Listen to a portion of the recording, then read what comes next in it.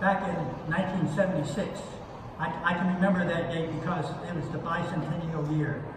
My wife Mary and I, we got engaged to be married. We had a really short engagement period. We became engaged on Labor Day and got married on Veterans Day, which at that time was celebrated on October 22nd. So that gave us about 7 weeks to make so many decisions.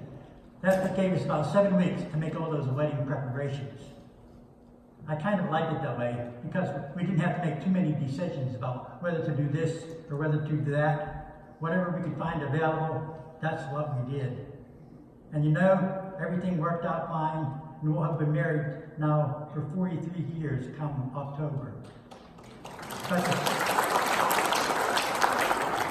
But despite the shortness of our engagement, it was still an anxious and an exciting time for me.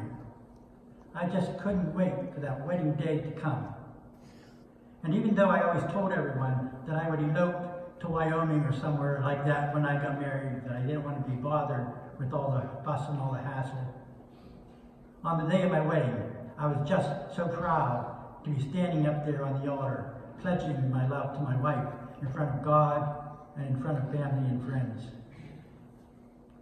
You know, when I reflect on those few weeks of anxious anticipation, I can see in that time period a kind of abbreviated metaphor for what our whole life is about.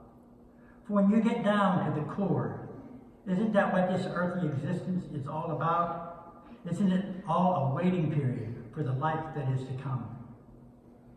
Indeed, in the scriptures, there are many places where God is pictured as a groom and his people as his bride to be.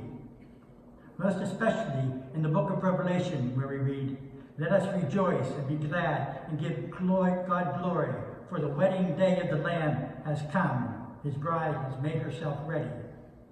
And again, "I saw the holy city, a new Jerusalem, coming down out of heaven from God, decked as a bride adorned for her husband." That's why we are here. We are preparing for the wedding feast of the Lamb, when all people would become joined to the Father for all eternity. And that brings me to today's readings. Today's readings are about faith. We have the writer of the letter to the Hebrews classic definition. Faith is a realization of what is hoped for, and evidence of things not seen.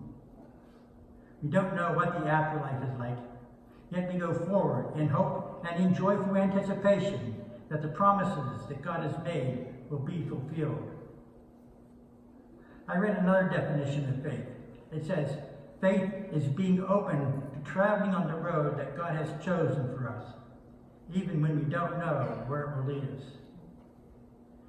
The author of Hebrews recalls to us the faith of Abraham, how he set out on that road out of Mesopotamia, not knowing where he was going, but confident that God would care for him. Again, his faith is tested when he's asked to offer up his only son as a sacrifice, even though God promised him that he would have more descendants than the stars of the skies and the sand of the sea. He set out on the road to Moriah, that place of sacrifice, with his son and fire in tow, not knowing where that road would lead him or how God could ever fulfill his promise. Yet he had faith and was confident that God would fulfill that promise in ways perhaps unknown to him, but known to God. And our first reading recalls the night of Passover, that signature event in the history of Israel, when they set out on the road from slavery in Egypt to the freedom of the promised land. This is their directions. This is how you are to eat, he says, with your loins girt, sandals on your feet, and your staff in hand, and you shall eat like those who are in flight. For faith is not just a matter of reciting the Apostles' Creed. Faith demands action, a willingness to travel on that road, even when we don't know, or even when we don't like where it's taking us. In today's gospel, Jesus tells disciples again, guard your loins and light your lamps. In effect, he's telling them, we're going to Jerusalem. There are many things that are going to happen in Jerusalem. Some of them are wonderful things. But be prepared, because things are going to happen there that you won't understand. Things that you don't like. And your faith will be tested. But know that for those who are vigilant, I will be with them, even in the darkest hours of the night. And I will serve them with the joy of the new covenant. For nothing will be taken away from those who are prepared.